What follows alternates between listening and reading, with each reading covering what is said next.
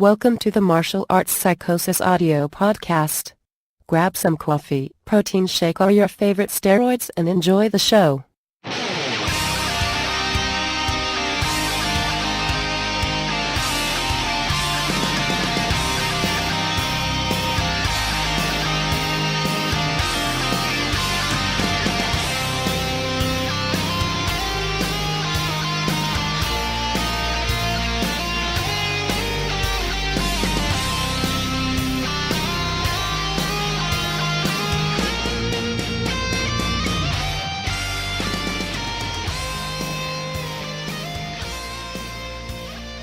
Season 1, Episode 1.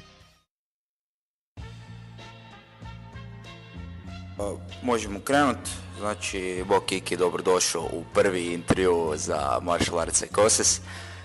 Evo, drago mi što si danas s nama. Nemam pojma, hoćeš neko predstavljanje na početku? Ko si, šta radiš? Bog Filipe. Kristijan Kušić, radim već 10 godina kondicionu pripremu i fitness boxing. Počeo sam se baviti lagano MMA-om, prvo kroz kondicionu pripremu, čak sam se i okušao sam u jednom amaterskom meču koji nije baš slavno prošao. Kak je prošlo? Loše. Dijete me zadavilo. Čika Ban me sredio. Taktički nas je odradio lijepo. A 5 minuta meč, sam znaš, nema tu kalkuliranja, mi smo nešto probali izvoditi pa nije dobro ispalo. Pa ne znam šta, mogu reći da pokušavam dovesti studij kraju KIF-u na smjeru kondicione pripreme sportaša. Završio sam fitness boxing, certifikat imam iz Amerike, bio sam kod Tampe u jednom kampu, bootcampu. Tony Spen to vodi, on je pionir recimo tog fitness boxinga i tak sam ja i počeo.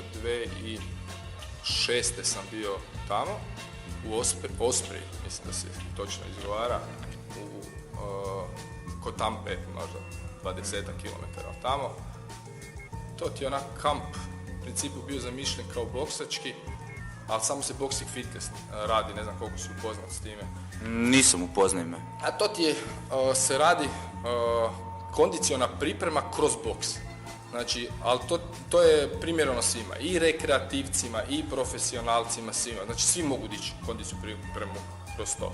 Naravno, tu se bazira više na nekakvim pokretima, tehnikama, kroz to učiš i motoričke vještine.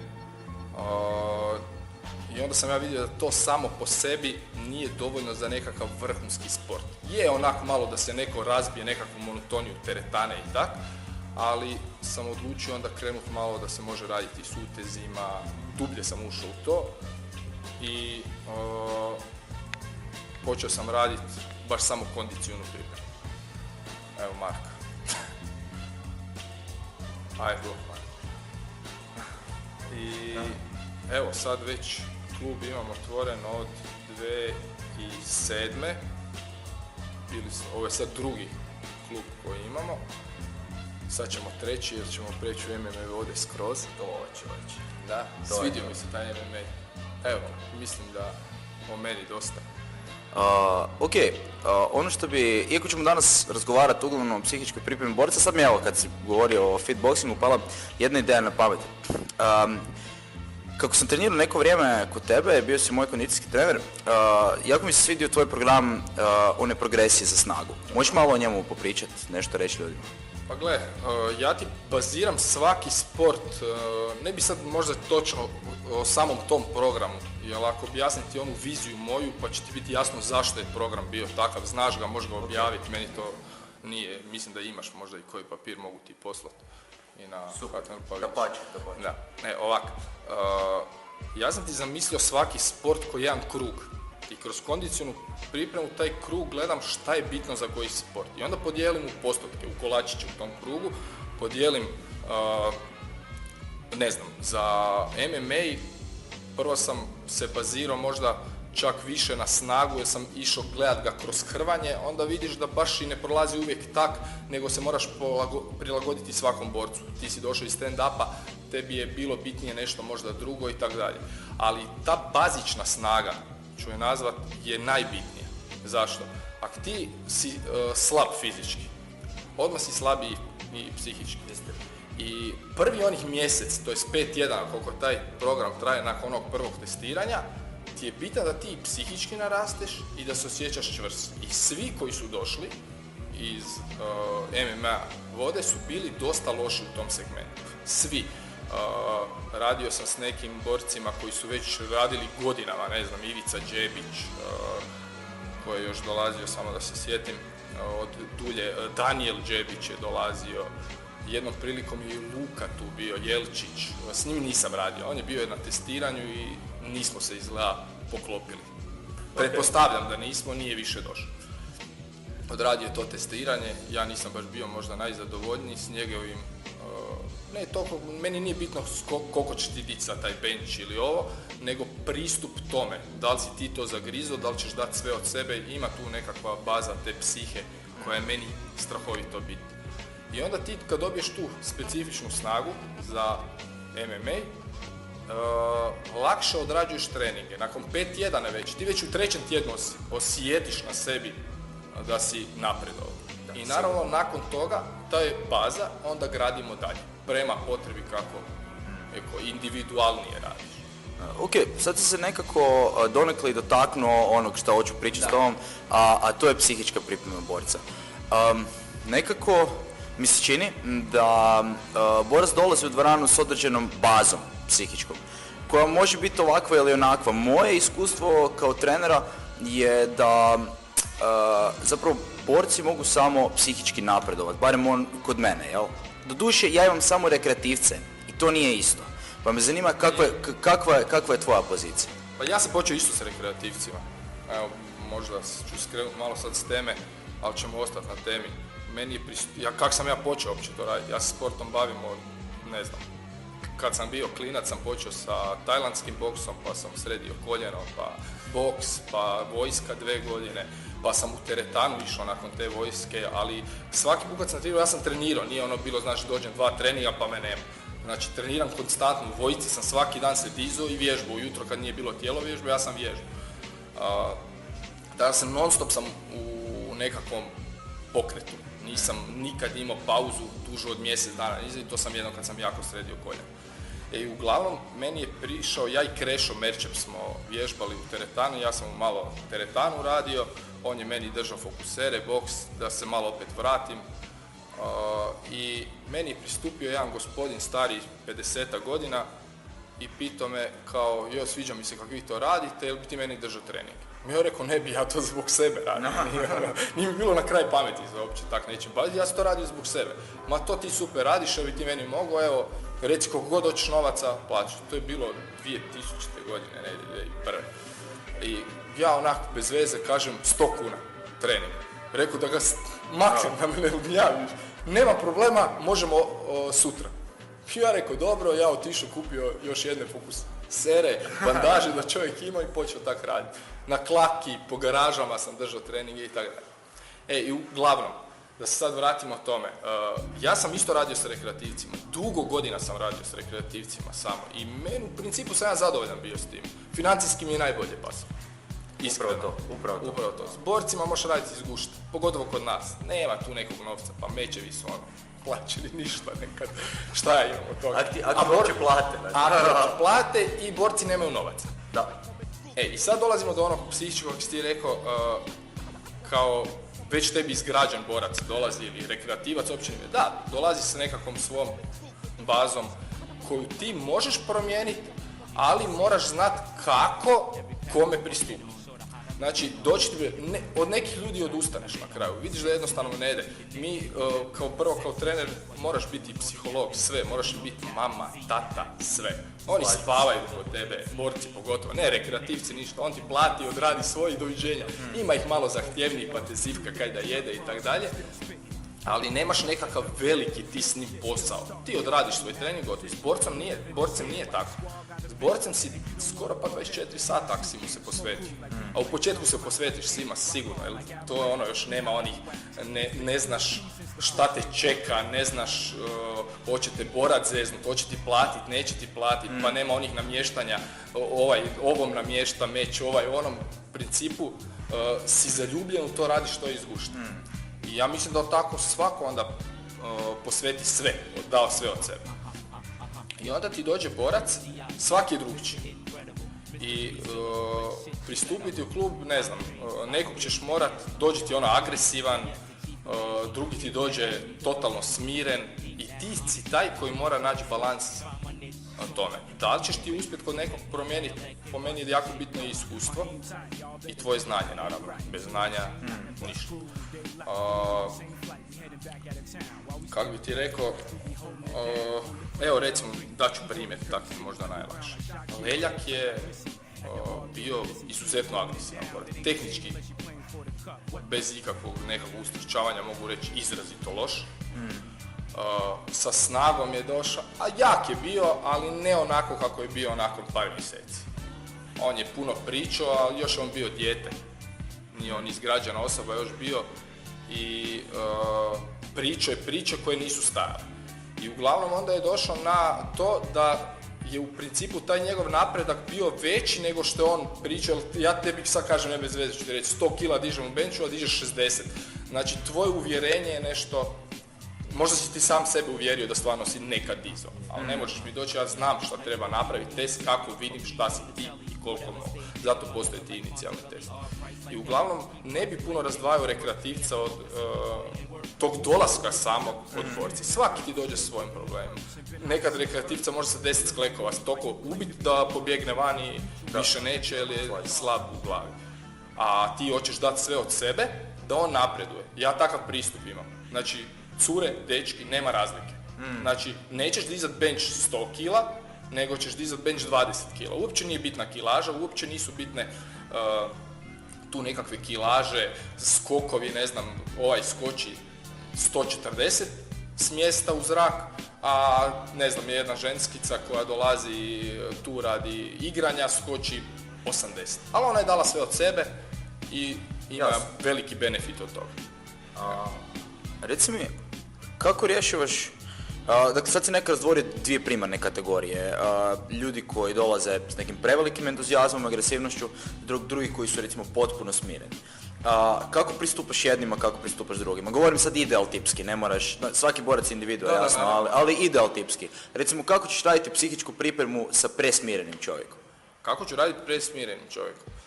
Pa u principu, presmirenog čovjeka trebaš kroz, sad tu dolazi možda, ne znam, hoću točno se izraziti, nekakve podkategorije bi ja u to stavio. Zašto je on presmiren? Može biti u tom nekakvom segmentu da ga baš briga šta će se desiti, možda je sam sebi lažnu nekakvu smirenost nabija pa ulazi u meč ili pristupa tak treningu da sam sebe pokušava nekakvim tehnikama koje ili sam zna ili je naučio, pa se pokušava smiriti sam i onda se dovede u stanje kad ne može kvalitetno raditi. Takvog čovjeka moraš naći da mu nađeš način, svakom ćeš drugačije pristupiti. Nekog ćeš nabrijavati tako da ga, ja to ne radim, ali sigurno si vidio u filmu ono šamara ga frajer, znaš ono razbudi se, ja to ne radim naravno. Kod mene nema nekakvog deranja, vrištanja, mislim da to nije ni kvalitetan pristup, ni sa inteligentnom osobom nekako raditi tako, mislim da to nema smisla. Takvog čovjeka moraš naći način kako ga podići, znači da ne uđe u meč presmiren. Znači šta tebi znači borac kojem su otkuca iz 70 kad uđe u meč? To je nisko, njemu će trebati vremena da proradi. Ti moraš naći način kako da on optimalno uđe u meč. Ne da izgori i ne da je ovo. Znači presmirenog ćeš u principu nabrijavati. Zato sam rekao, postoji tu ona pozadina. Zašto je on presmiren? Ako je on presmiren zato što se ne da mu, zato što je nekakav vanjski faktor u pitanju, ja sam ušao sad, evo, daću sebe za primjer. Ušao sam u taj amaterski meč, pa ne znam, Šole me pitao ili diše kad je stavio iza mene. Ušao sam prvo tamo cijeli dan. Smo bili od 9 u 3, 5 puta sam se zagrijavao, pa ovo, jednostavno me ubilo volju. Skoro sam otišao doma. Meč čekao sam, držao kilaču na 70, umirao, znaš i sam kak je. I onda dođem tamo i čekaš, pa daj više, I desi ti se stvar, i onda u principu, znaš kako kažu, postolar je sam sebi najgori majstor, najloši se cipela nosi. Tako mislim da sam ja sam sebe, jer sam se prepustio drugima. Ja sam se u principu skroz prepustio drugima. Što sam možda pogriješio, ne znam, možda i nisam, ne znam. Izgubio jesam glavu. Htio sam te pitat, sad si govorio o psihičkoj pripremi onog što se događa u slađioni pri samom meču. Ja sam te zapravo htio pitat o samom trenažnom procesu. Dakle, kako se, ja osobno vjerujem, možda sam ukrivo, možda se nećemo složiti, da kako treniraš borcu mišića, tako mu treniraš i mozak. Sorry što te prekidam. Ja se potpuno slažem s tvojom. Svakom borcu ja pokušavam objasniti da je psiha možda jedan od najbitnijih aspekata svega toga. Šta tebi znači borac koji odrađuje treninge vrhunski, sigurno ih znaš, nećemo ih minovati, na treningu je bolestan. Gle, ne može ga niko dobiti. Radi, ima, 70 kila bez veze sad kažem, odrađuje sve od 90 ili se bar vrhunski nosi s njima. Dođe kod mene ili nekog drugog, uopće nije, kondiciju trening svaki, daj, samo tera, idemo, dođe u meč i ne odradi ni polovično toliko dobro. Ili možda na 75%, svako je drugačije. Šta se tu dešava? Upravo to što je psiha. Psiha je taj ključni moment koji će od tebe napraviti onaj list da budeš bolji borac. Jer šta, sad ja i ti dižemo isto, 100 kila bench, slično udaramo, slične smo visine, šta tu može prevladati? Samo psiha.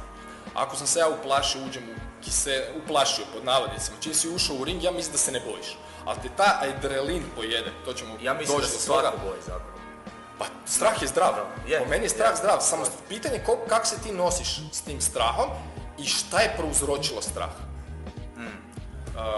Otićemo široko, htio bi ovo završiti, ali ovo u principu, ovaj strah je najbitniji za tu borbu, ja ga zovem strah, jer strah je u principu nešto što ti tjera ili guši.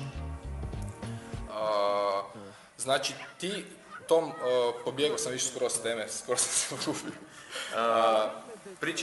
Pričali smo o trenažnom procesu. Tako je. Znači, psihičku, ti moraš borca kroz trenažni proces pripremat za meč. Pa nećeš doći na meč i reći mu sad to. Imaš, ja ću ti dati pa možeš staviti, zaboravio sam isprintat, ali možda je bolje da ti pošaljem u PDF-u ili nečemu, pa ćeš samo staviti, ne moraš pretipkavat. Pripreme koje sam ja radio prije samog meča s nekima. Nekad mi se desilo da moram borca odraditi prije samog meča i onda radim s njim 7 sati prije meča psihičku pripremu. I ta psihička priprema je tog dečka, neću ga imenovati, mislim da nema smisla, digla gore strašno. Strašno ga je digla gore i napravio je nešto za njega u tom momentu vrhunski. I pobjedio je borca boljeg od sebe. Nije tu samo, sad da ja kažem, ja sam njega psihički digao, pa evo, cijeli taj splet koji se desio kod njega.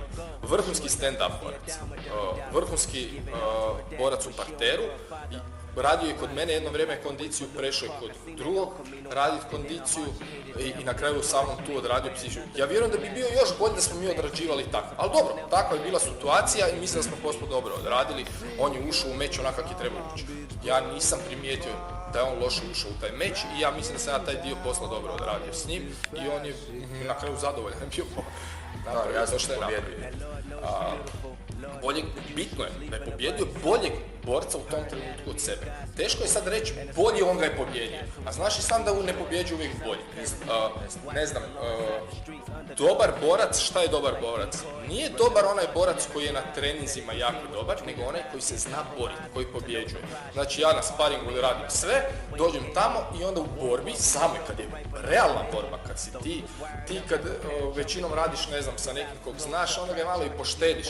Ovdje ovdje više nema tog segmenta, jer ti ne znaš kako će reagirati tvoj protiv, u principu ga ne poznaš.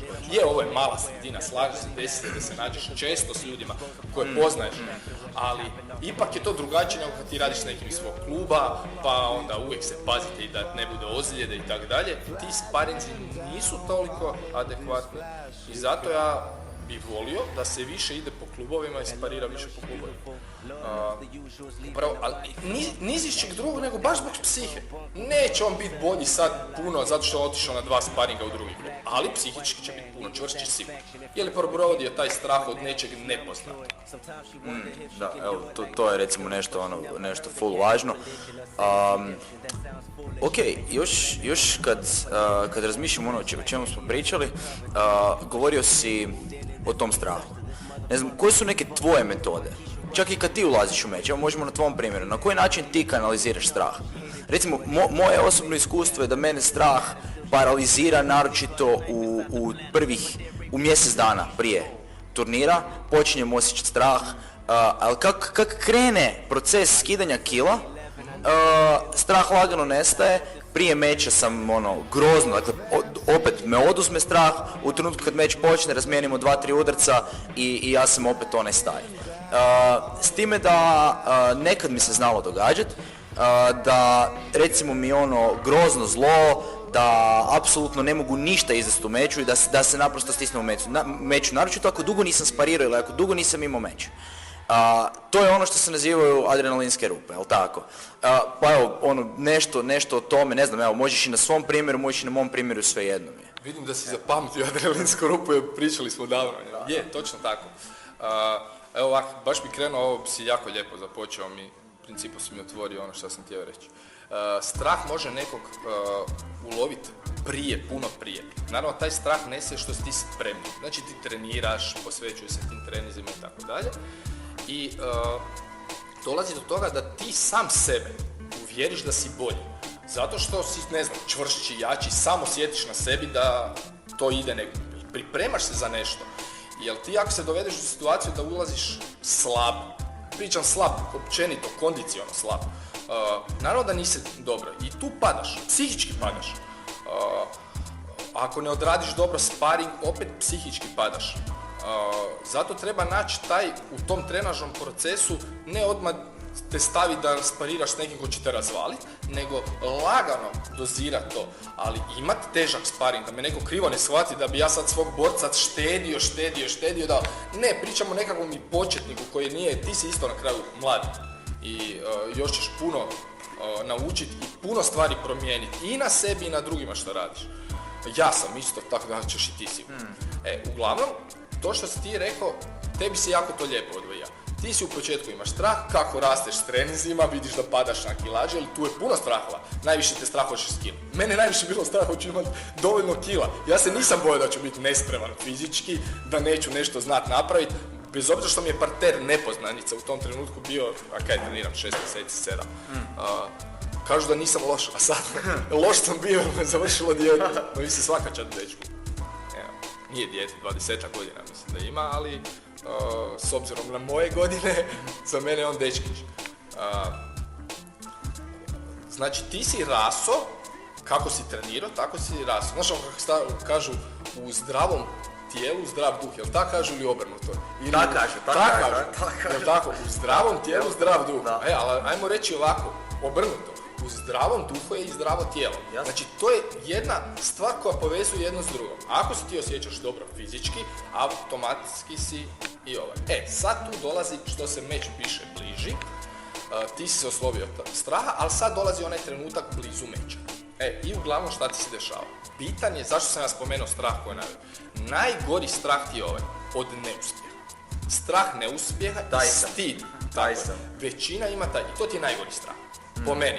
Ako se ti bojiš straha od ozljede ili bojiš se straha od batina, neš ni izaći na meč. Znači taj strah po meni nije krucijalan za borca. Zato što onaj koji se boji batina, taj će odraditi jedan meč ništa više od njega, takav mene ni ne zanima. Ali ovi što se boje neuspjeha i što se boji, oni često idu preko svojih granica. Trude se prebroditi taj strah. Sad je bitno jako zašto je taj strah i stid. znači strame je zbog okoline, izgubiti meč. Došao za mene sad taj klinac pobjedio, šta će meni moji u klubu klijenti reći, gle, pobjedio te neki dečkić, ovo ono, ja sam taj strah iz godinama izgubio, ali dobio sam par savjeta da ne idem uopće u to. Upravo zbog svojih klijenata. Jer neće svako shvatiti to kao što si shvatio ti kao trener ili neko ko se kuži u sport. Znači, poraz je sastavni dio svakog sporta. Jasne. U nogometu ako izgubiš nikom ništa. Već kad si izgubio u boksu, to je jako. U MMA-u se još varira ono, dobar je meč bio je krvav, ne znam, pričamo o vrhunskim mečevima, ne amaterskim. Znači, odradiš to, opet ćete zvati da ćete si privuko publiku. U boksu toga nema. U boksu ako nisi pobjedio odmah, gotovo. Prvi meč ako si izgubio već tu, teško si tu više probijaš kad uđeš u profesionalne vode. I čak i u amaterizmu je već. Mada tamo ima isto puno mečeva, pa onda ajde to se nekako kompenzira.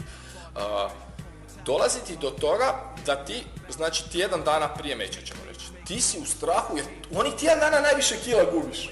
Nije padalo, ono prvo pada pa ne pada. Da, mislim, grozno, odvrtno. Sam si to odradio, znaš kak je, telefon smo se čuli svaki dan i znaš kak je bilo. Ali uglavnom, problem je u tome što ljudi to ne vježbaju. To treba vježbat, kao što sam ti naglasio kad si ti skidao kile, to treba trenirati. Zato taj amaterizam je dobar.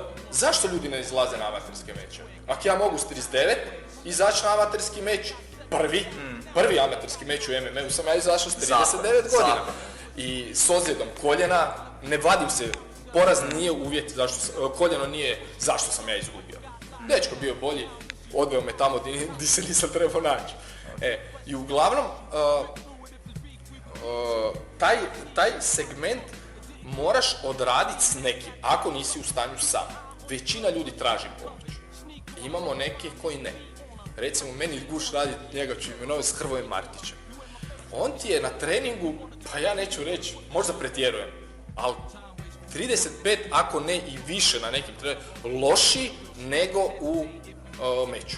S njim ja nemam puno pripreme. Ja sam s njim odradio jednom nekakvu pripremu da on skuži šta treba raditi, kako da on to sve. On je to na svoj način malo nešto promijenio, posložio što je u redu, svi smo mi individue za sebe i on odradio onaj glavni dio sam. Ja sam im skoro poslao oko psihičke pripreme, nema. On je toliko, on sebe sam uvjeri da je dobar. I to je bitno. Znači, uvjeriti svog borca da je spreman, da se on osjeća spremnom, ali ne da to ja tebi sad pričam, ti si spreman si buras pa te tapšam po ramenu, a ti onda vidiš da ne. Moraš ga dovesti u to stanje da on zna da si spreman. Znači, kroz trening mu napraviti trening takav da on zna da je spreman. To pričam onim zadnjim ciklusima treninga. I uglavnom ti dolazi do sad tu sad taj tjedan dana se prebrodio, uspio si i kilažu skinu, što je u principu svakom najgore i dolaziš pred sam meč. Adrenalinske lurupe, meni su ti se znale, vjerovatno bi se sad desile, ne znam, trebao bi otići u profi meč pa da vidim. Amaterski meč te ne digne toliko, bar mene nije, imam puno godina da je tu iskustvo, ne znam. Vjerovatno zbog toga. Ja sam bio lutko kurac. Pa ja nisam, evo iskreno, što je najbolje, ja sam mislio da ću biti i skoro sam zaspao ujutro. Inače ja kad idem na put, evo išli smo na more, ja cijelu noć nisam spavao. U 3 ujutro krećem, u 12 sam legao, rekao idem 3 sata odspavati i ja nisam od nervoze mogao zaspati. Ne nervoze, nego jednostavno uzbuđenje, idemo na put, idemo na more, klince spremi, jesam ovo sve. Jednostavno nisam spavao cijelu noć, u 2 sam si popio Red Bull i ajmo. I uglavnom smo ja pred meč sam zaspao. I ujutro, što me budilica me nikad ne bude, ja sam skoro zaspao, da nisam navio sat, zaspao. Jer sam navio sat jer sam mislio ako neću cijelu noć spavat, a ako zaspam zadnja 2 sata, mogo bi zaspati. I onda sam zbog toga navio budilicu. I uglavnom, nije mi se to desilo. Nije mi se ni na meču desilo. Bojao sam se, iskreno sam se bojao da će mi se desiti, ali nije. Znam ja šta treba raditi za to, ja ću ti dati papir da sad ne idem u tome, ali mislim da sad ja objašnjavam tebi sad tu kako, šta radiš, bolje da ti dam na papiru, pa sigurno, ti vidi to, sigurno. Mogu ja i ovako objasniti. Jel ti okej da to priložim? Naravno, sve, gle, ja nemam tajni nikakvih. Ajde samo da ovo završim. Sorry. I uglavnom, jel otićemo daleko onda, star sam, ne mogu se više koncentrirat, moram geeksek popiti. Jasno, to zato. I uglavnom, tebi se desi sad onaj zadnji dan, skino si kile, prošao si vagu, sad ti je pol sata, sat vremena papaš pa si malo sretniji, vamo tamo, tapaš se. Malo se sretniji, Pa da, ali u jednom trenutku te opet može odvući misli na meč. Sad je tu po meni bitan trener. Naravno, s nekima ćeš to teže odraditi, s nekima lakše. Taj dio, evo, kako sam ti rekao, moraš im biti mama i tata. Spavaju kod tebe, leže po krevetima, po trosjedima, ti pitaš ga svaki 5 sekundi jesi dobro. Bitno je da borac mora imati povjerenje, da on zna da ti stojiš iza njega. Ima nažalost, slučajeva di borac nije siguran u svog trenera, to sam jednom vidio u taj boks meču prije nekih 15 godina.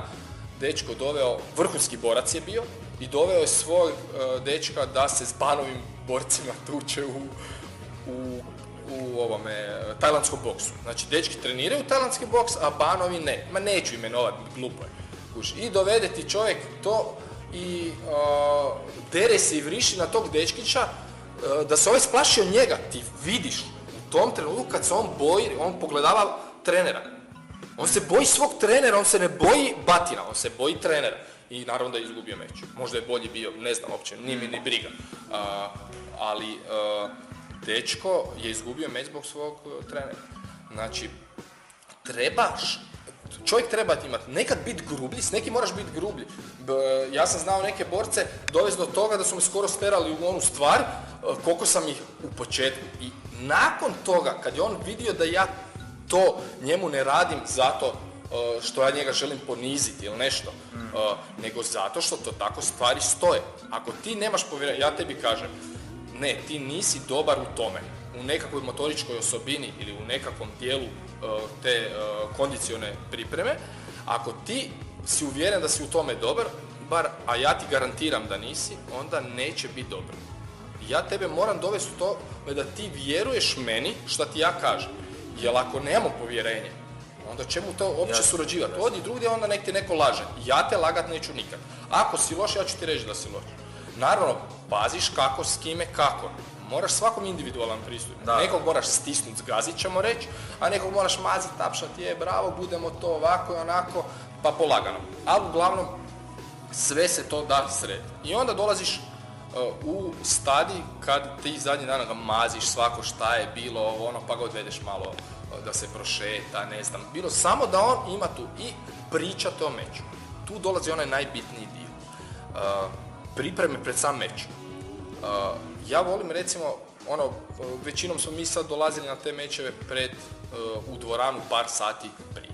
Znači, imaš nekakvo vizualizirane i meditacije, sam ja malo iz joge koristio nešto, od svuda pokupiš nešto. I zašto ne tu jogu koristiti? Vrhunska stvar i za fleksibilnost i za upravo to disanje, nekakvo vježbe disanje koje tu u principu smiruju. I dolaziš do pred sam meč, što je u principu možda svima i najzanimljivije. Tih, 3 sata prije meča, ja volim svog borca, to ću ti priložiti u papiru pa ćeš još konkretnije vidjeti, provesti kroz cijelu dvoranu, da je osjeti. To sam vidio da radiš. Mora čovjek osjetiti dvoranu. Šta sad prvi su došao na dvorana? Bog ti kad izađeš iz onog hodnika, još kamera ako te snimaju, pa ja s 39 godina se uplašam. Na početku mi malo neugodno bilo ovog stika.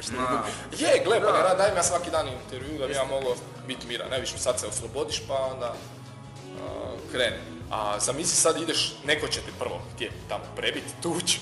I sad imaš od toga, još te svi gledaju, pa će te gledati friendovi, pa će te mene klijenti, vamo tamo. Znači ti moraš čovjeka pripremiti na šta ga čeka. Maknuti mu tu nepoznanicu koliko god možeš ju svesti na minimum. Uvijek naravno kad publika počne drećati da je tu sve opet malo se stisne. Ali lakše nego da sam te doveo i gurno unutra, tu se za bijesnim psima. Odjednom di si, šta si, kako je. I uglavnom provedeš ih kroz dvoranu, malo prosjede, osjete di publika stoji, onda im dam da iz svakog kuta te dvorane vizualiziraju sebe u ringu, dolazak u ring iz jednog, ako ima 4 tribine, s te 4 tribine, ako ih ima u krug onaj ovalni, onda idemo na sve pozicije gdje god je posebna tribina. Možda se to nekom čini čudno, ali ja mislim da je taj dio vrlo bitan da on sebe vidi kroz oči gledatelja, da se oslobodi tog straha, da to nije. Onda ga odvedem u kavez ili u ring da malo osjeti taj ring. puno dečki je došlo na prvi profi meč, nikad u kavezu nije bilo. Uđi unutra, osjeti tu žicu. Pa vjerujem da znaš i sam da brdo ih nije osjetilo žicu. Dođe na prvi profi meč i žica odjednom. Kako, šta, gdje, zašto? Naprosto u hrvatskim klubovima nema uvjeta. Nema uvjeta, bravo. Nema uvjeta i borci, to jest imam osjećaj da se treneri boje odvesti nekog svog tu, jer se boje, vidit će tamo uvjete pa će preći, ali ne bojiš se ti uvjeti. Ja se uvjeta ne bojim. Moja dvorana nije najbolja, nije najlošija, najveća nije sigurno, pa da, skromna dvorana, kvadratski nekakvi možda 90 kvadrata sa svlačionicama, 100 kvadrata ima. Dovoljna za individualan pristup, je dovoljna, sasvim dovoljna i za male grupe. Pričamo o borcima sad, rekreativaca možeš nagurati i više, oni to uvijek možeš s rekreativcima kompenzirati. Naravno, ne možeš staviti 100 u dvoranu u 90 kvadrata, neće se imati dimiti. Prilagodiš treninge uvijek. Jasno. I uglavnom ti se dešava da ti dečki osjete malo to, pa onda njemu neugodno se, zamisliti ovo, ja mu kažem baci se malo na pod, pa on gleda, neugodno mu se baciti. Neugodno ti se baciti samo od sebe na pod. Znaš li kakva je to blokada? Baci se, provaljaj se, ma budi blesav sam sebi, jer on misli da će biti blesav što se baci. Tako ja pokušavam dečke osloboditi od tog straha. I oni osjete malo to pa se baci i on već ima manji strah od toga. Smanjio sam taj strah na minimum. Naravno, onda sad tu dolazi iskustvo, sve više mečeva, tako dalje, i evo s doktorom ja više to ne radim, sam ode malo proba kauze radi sebe, da to ja s tim više nemam potrebe uopće raditi. Dobro, onda dolaze ti ključni sati, dakle prije meča, tipa, ne znam, kad krenete sa zagrijavanjem, pola sata prije meča? Ne, ovako, to zagrijavanje ti je vrlo, recimo u FFC-u sad koliko sam dobio informaciju, sve kreće na vrijeme. Minuta, sim tamo, ali sve kreće na vrijeme. Što je idealno za zagrijavanje. Dešavaju se problemi što mi znamo otići na te turnire i imati 2-3 borca nekad i onda ti borac za borcem dolazi. Onda se moramo dobro mi organizirati kako ćemo. U principu ja kad idem sa dečkima, onda ja vodim taj dio zagrijavanja, osim što ja volim prepustiti malo i kolegama da oni odrade svoje segmente posla, ako je neki stand-up trener prisutan, onda on odrađuje, ako nije, onda ja i stand-up i kondicionalno zagrijavanje, zagrijavanje. Ali kad bi vidio kako zagrijavanje moje traje, onda bi ga malo možda razdijelio. Onda trener partera i hrvanja odradi svoje specifično zagrijavanje, tako da je on taj borac u principu mora. Ali to zagrijavanje po meni mora krenuti puno prije. Ušao si sigurno u neki sparing nezagrijan, desilo ti se sigurno da si ušao u neko... Da, i šta ti se dešava? Ja sam znao kao klinac, imat toliku tremu prije meča da se nisam mogao zagrijati, fizički. Dakle, bio sam zablokiran, nisam se mogao zagrijati. Te sam mečeve dobio, doduše to je bilo neki slabih kontaktnih sportova, kickboxing i tak, ali kužiš čem priča. Kroz meč samo oslabađuje. Tako je. Strah si prebrođivo u meču, ali u MMA-u nemaš tog puno vremena. Upravo dobro si rekao da su slabije kontaktni sportovi. U MMA-u ti malo se ukrutiš, pravite, hop, dignete gore, bubnete, slamate u podaviš, ako si gore dobar, dole loš, popute mazno gotova, priča cijela. Najbitnije su ti noge. Šta ti se ljudima dešava?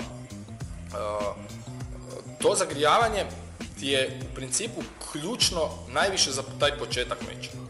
Najbolje ako ti borac tu adrenalinsku rupu, ne znam koliko su ljudi upoznati s tom adrenalinskom rupu. Možda da kažeš. Da, najbolje objasniti. Znači navala adrenalina, čista navala adrenalina, ali ja ću to objasniti na laički nekakav način da svi koji bi htjeli znati o tome i skuže, a nisu stručni.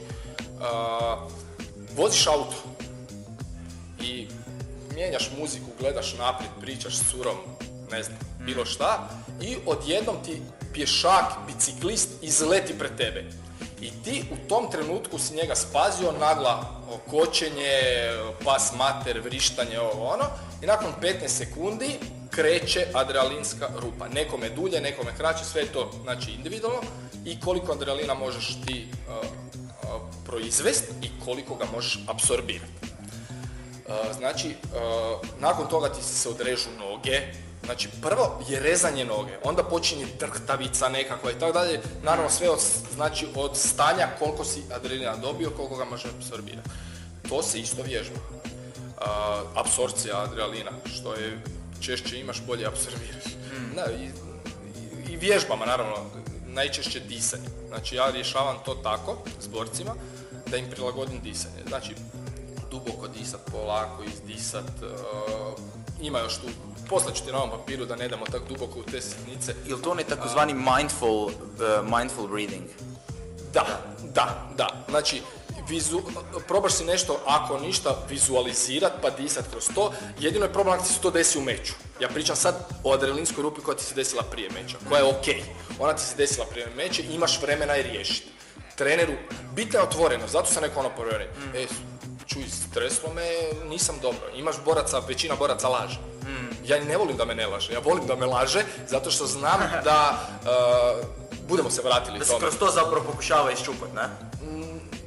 Ne, budem ti kroz jednu drugu stvar objasnio, to samo ako se zapamtiš, podsjeti, nije to toliko bitno.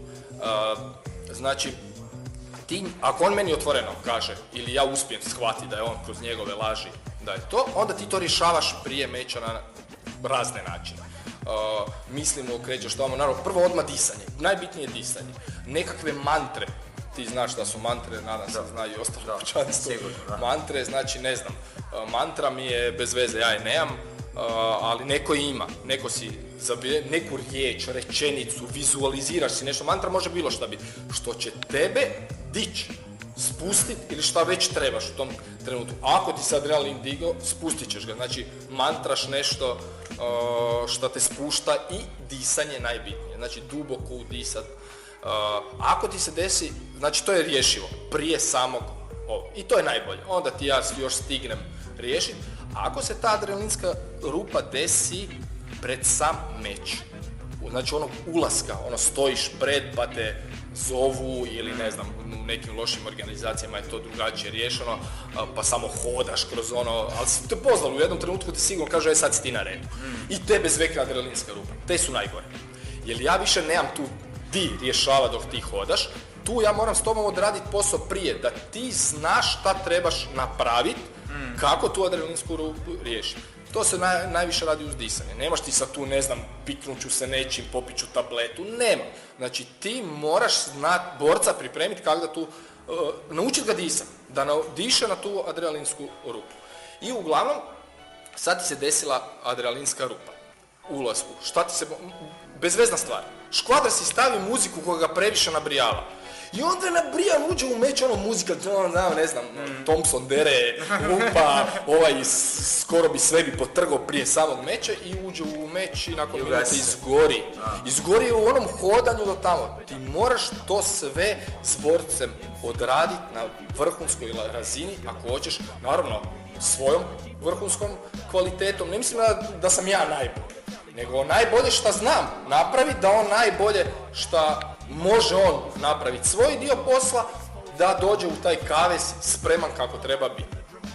Znači, ne valja ako je borac presmiren, da se sad se vraćamo, ne valja ako je prenabrijan, znači tebi ti tražiš psihički stabilnu osobu u meču. Znači, psihički nestabilno.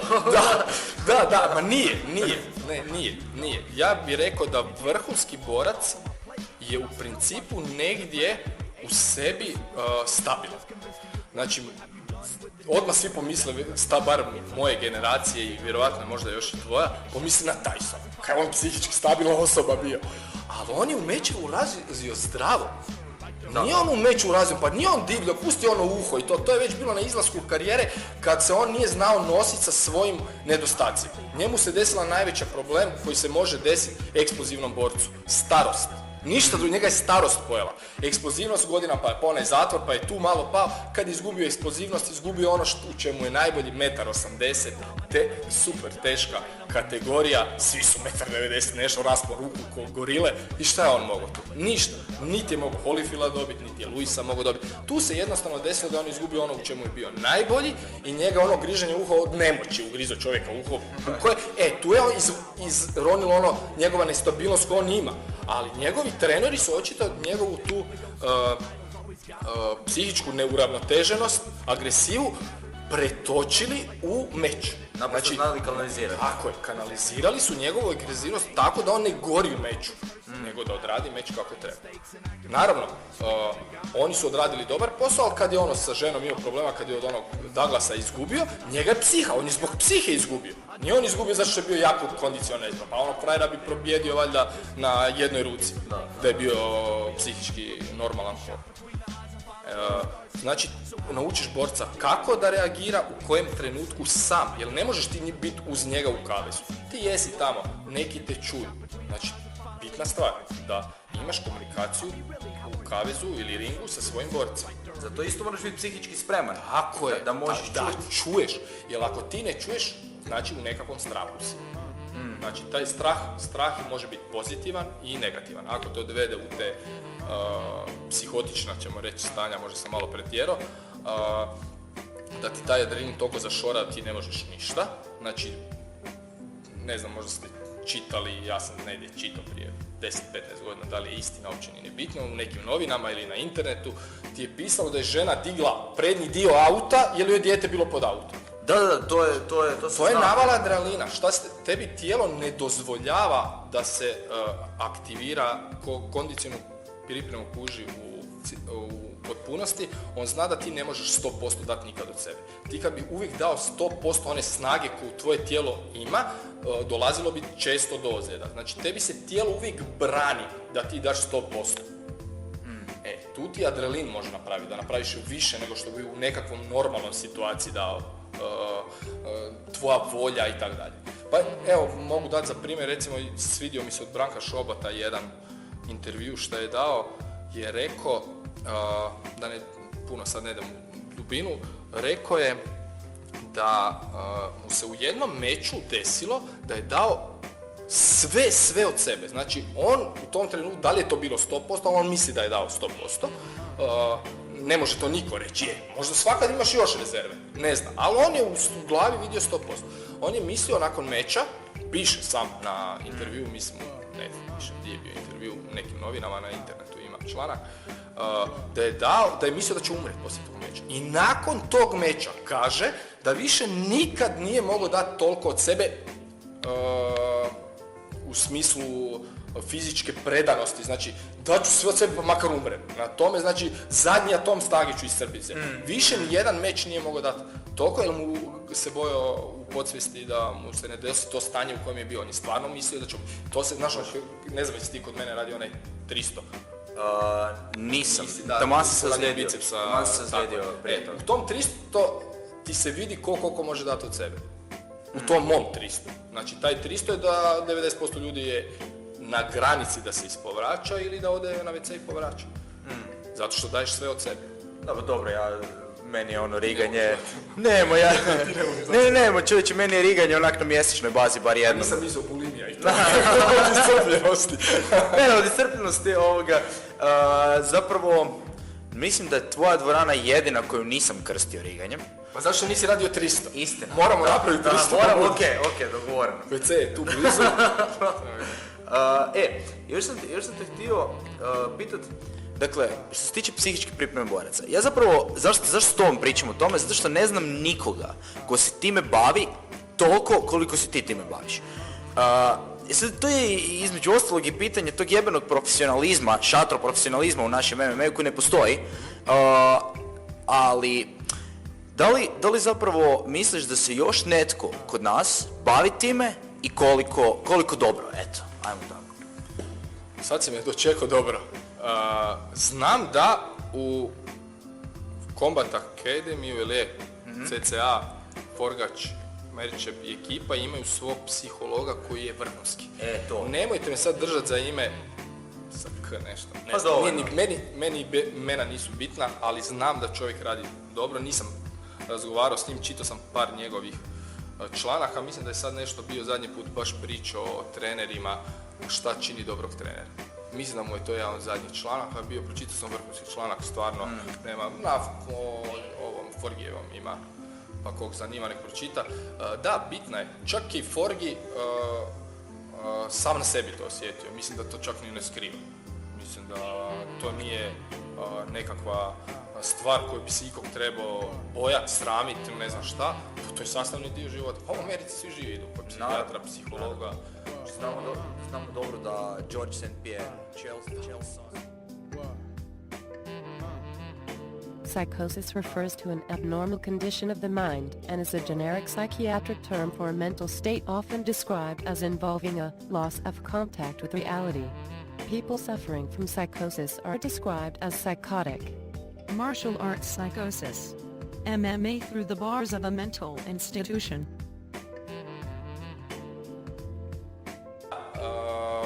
Naravno da će vrhunski borac to, naravno tu sad opet moji dečki su osuđeni na mene, nemaju para za vrhunskog psihologa, pa se pate sa mnom. Ali ja se pokušavam tome kroz nekako svoje iskustvo učenja, stalno se pokušavam unapređivati u svemu, u seminari, stalno nešto.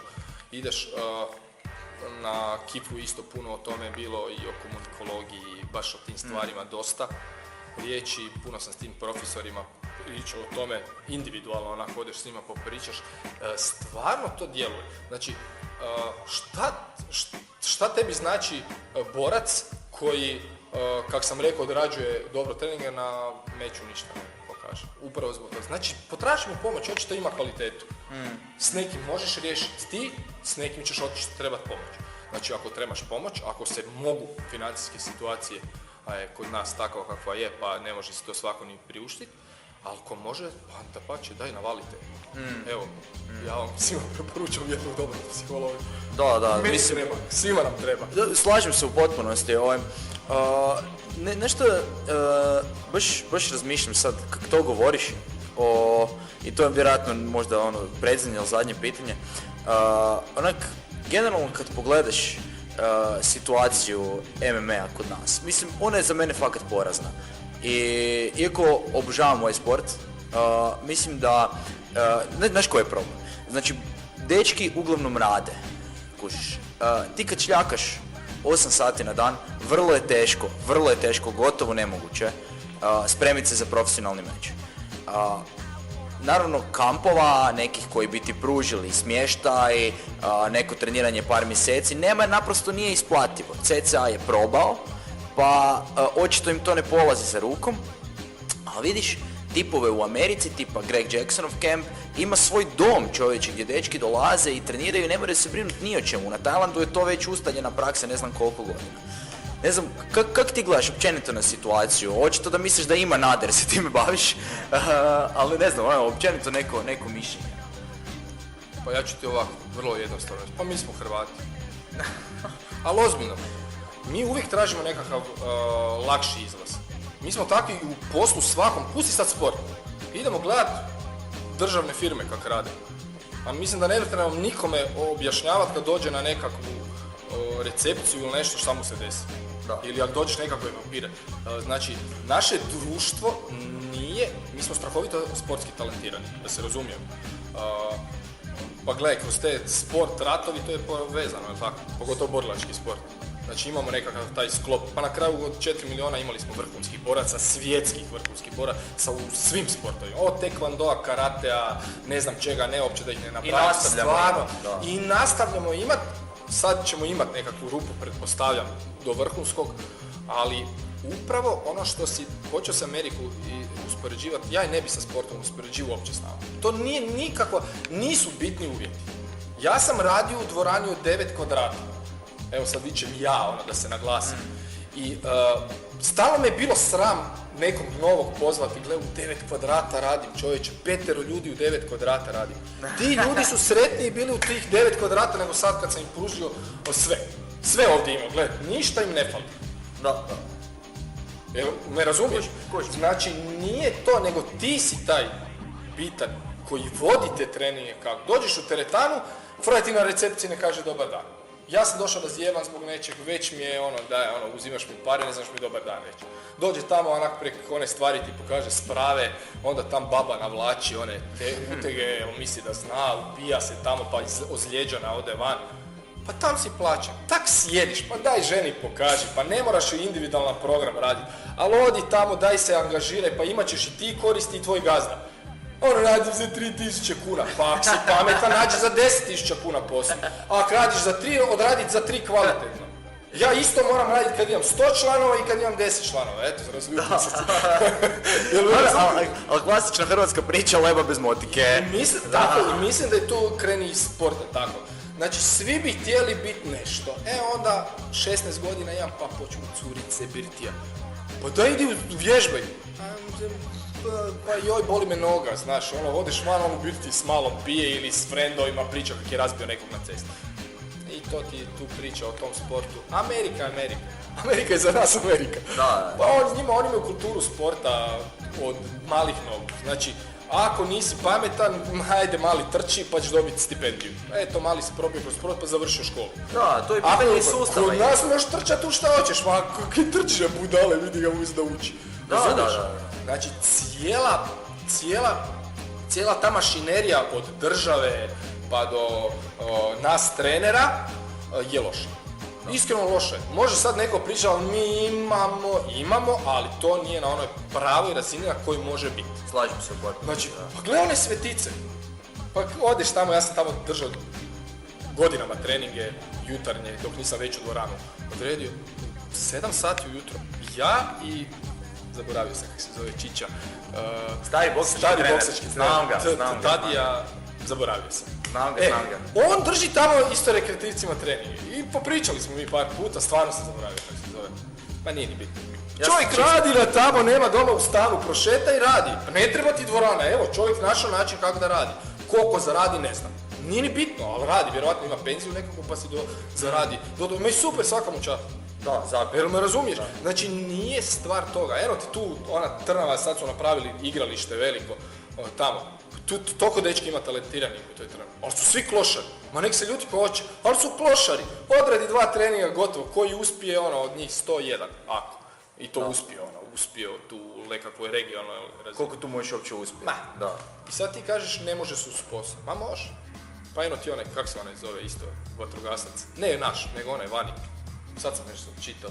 Ma slabo ja tamo pratim te vrhunske borce. Pa imamo primjer, meni je, ja osobno ga ne znam, ali Truhan je izvrstan primjer. Dobro. Čovjek ima 2 djece, radi. Tako je, radio i ja se nadam da će se vratiti. Ja znam pozadinu priče, nekakvu njemu posao nije stalan sad taj što je dobio, koliko sam shvatio, pa zato se sad baš ne bavi. Čuj, čovjek razmišlja o egzistenciji, teško je kod nas.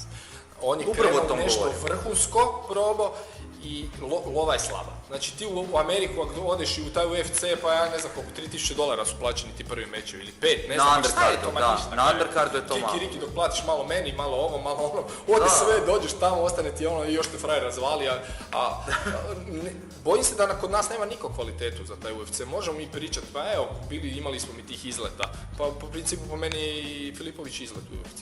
Da, slažem. Filipović je dao svoje u tom trenutku u Prideu je bio ok.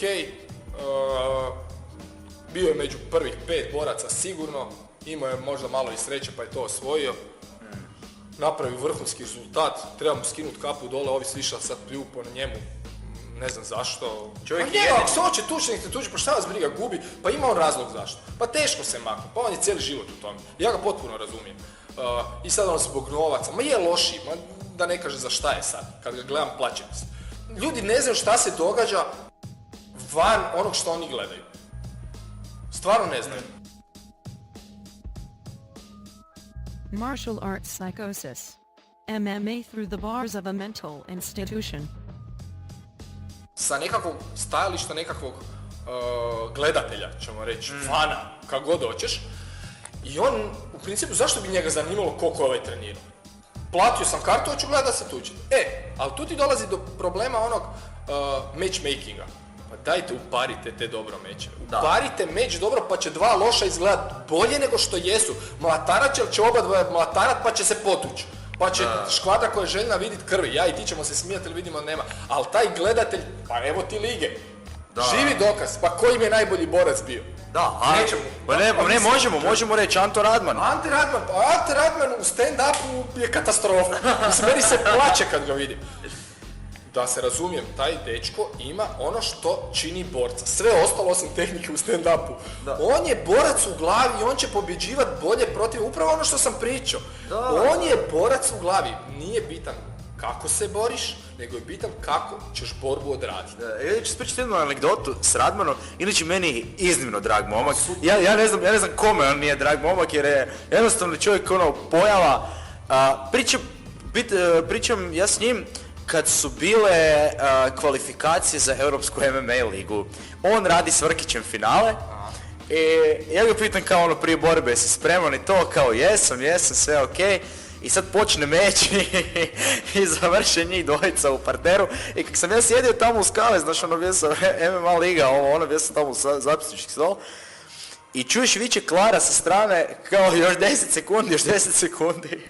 I Radmanu se otvore oči, čovječe, kako da je vidio ono Bogorodicu i stegnuo tu ruku onak na neku neviđenu polugu, to nije ni poluga, on je ono vrhunski talent za parter. Da, baš to si dobro, on je urođeno ima to. I pričamo mi poslije eventa, ja rekao, čovječe, kak si ga pobjedio, ono? Ja to u životu nisam, mislim, šta si mu napravio? To je protiv mlađih Vrkića. Da, protiv mlađih Vrkića. Bravo. Veli on, kao, pa ne znam, čuo sam da Klara viče, još 10 sekundi i ja sam stego. Da. On je stego, čovječe, to je njegovo objašnjenje. Jak je. On je jak i on još da se priprema, da kondiciona radi i da to sve, on bi jako dobar. Da, ali fascinantno da čovjeka nema na treninzima. Meni ljudi ne vjeruju, on ne trenira MMA, on se samo bori u MMA-u. I čovjek je došao do Europske lige, mislim, šta bi bilo s njim da doista hoće trenirati? Možda bi bio lošiji nego što je. Moguće. Možda počeo bi razmišljati. Da, to ti ono, znaš kako ti se rekreativcu kad pokažeš neke stvari, onda on reagira na jedan udarac refleksno. Znači urođeni refleks izbjegne jedan udarac.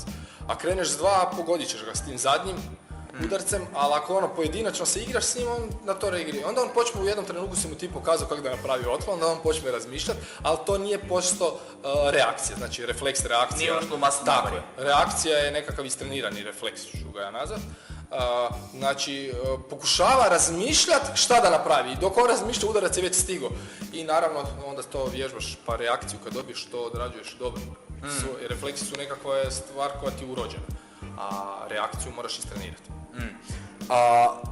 Još ono zadnje pitanje, a tiče se neke aktualnosti, skroz je nevezano za psihičku pripremu boraca, iako ne nužno, tiče se uzimanja steroida. Kakve situacije s uzimanjem tih sredstava kod nas i postoje li kontrole? Šta ti znaš? Ja znam da ne.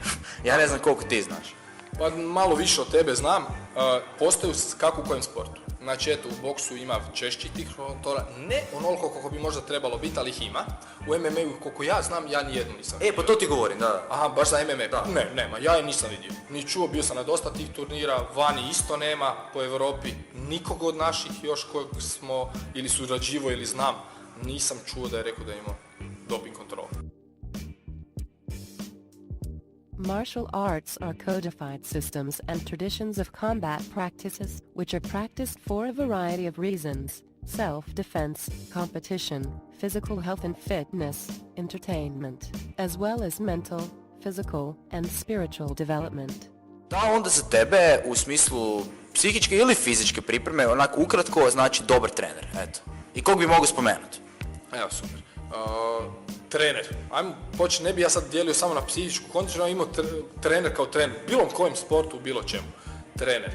Trener je osoba koja mora imati konstantan napredak. Znači ja sam došao, ne znam, sad ću reći, završio sam i profesor na KIF-u sam, dobio sam svu literaturu i ja imam papire, ja dođem tebi, gledam, ja sam profesor na KIF-u, ne znam, rekreaciju sam završio, ja tebi vodim rekreaciju.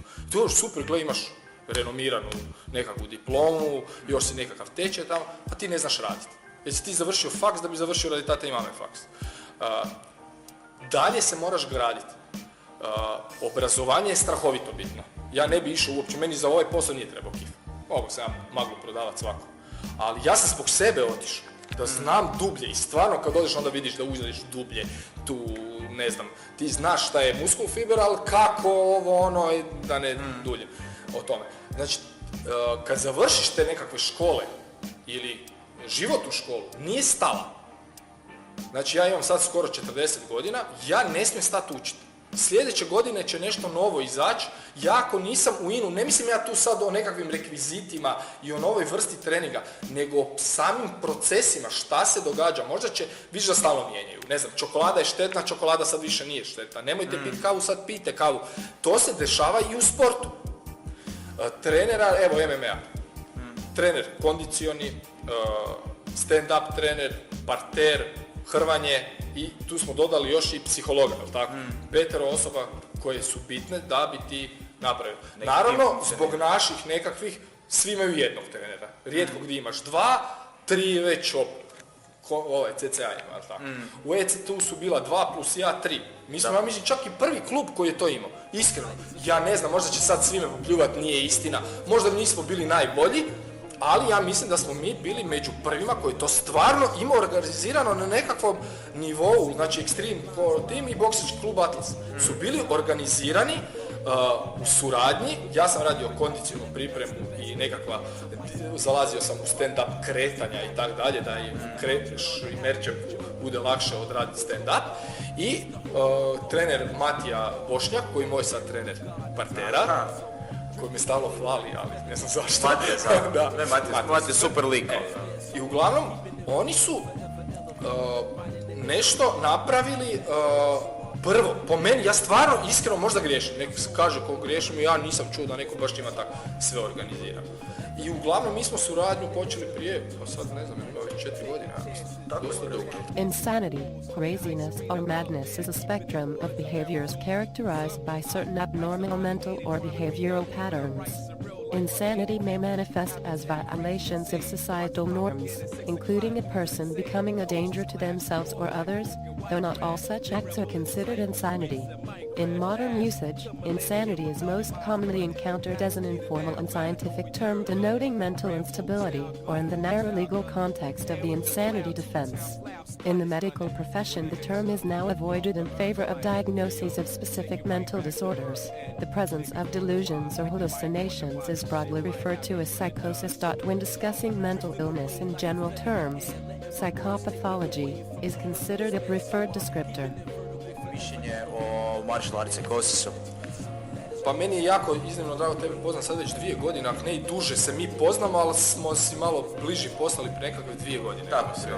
Smo se malo bolje upoznali. Meni je iznimno drago što si ti si već držao intervju na prvoj MMA ligi. Tako. Jel tako? I ja sam bio tamo kad se, ne znam, jesam ja šta pričao, znam da je Makarić nešto pričao, da je bilo vrlo smiješno. Uglavnom mi smo svi tamo bili, pa i Krešo, bravo. Uglavnom, drago mi što si ti započeo to, jer te smatram vrlo inteligentnom osobom. Što hvala ti lijepo. Pa nije to da se tebi ulagujem, nego se tako je. Čovjek mora biti inteligentan, bar donekle, da bi mogao bilo šta raditi. Čak i sport. Ljudi misle ovaj glupi nogometaš, ali on ima nekakvu inteligenciju, sportsku inteligenciju, ako ništa. Zato i vezni igrač ne može biti svako. Uglavnom, ovom sportu nedostaje promocije, a ovo je idealno za promociju. Ti si oko sebe stvorio nekakav grupu fanova, imaš taj klub, dosta ljudi prati, vidim da ti dobro vam je popratilo ono kad ste imali, kako ste to nazvali, Guerrilla Athletics, ali natjecanje, znam da je klub. Da. Guerrilla Athletics natjecanje isto se zvala. Dosta velik pristup. Mene iskreno iznenadilo. Ja sam se mislio prijaviti ako neće biti puno ljudi, jer me zeza koljeno, ali kad sam vidio puno se ljudi prijavilo, onda sam mi rekao da se više ne može prijaviti, prekasno sam ja skužio da prijave. Puno ljudi je došlo i iskreno me iznenadilo. I upravo ti si u tom sportu i sad još radiš blog, intervjue preko toga, možda ćeš jednom internet nekakvu stranicu ozbiljniju što napraviti. U planu je. U planu, eto super.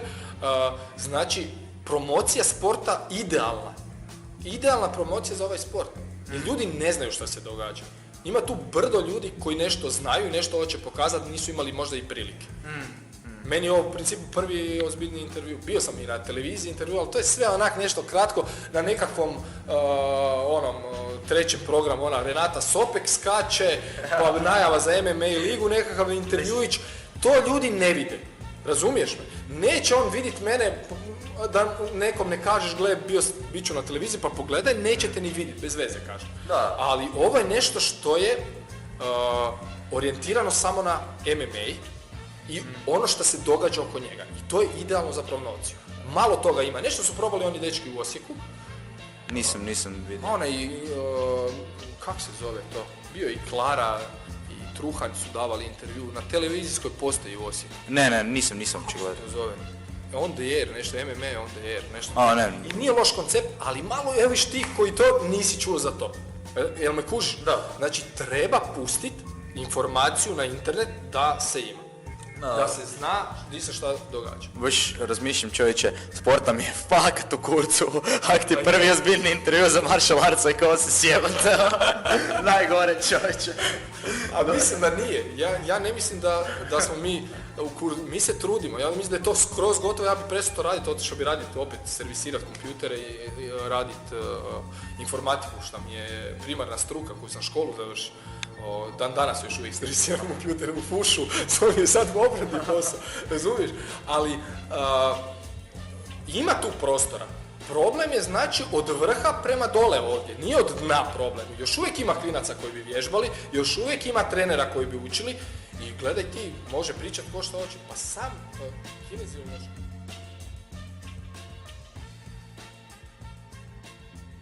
Dear listener, thank you for your time, energy, and patience.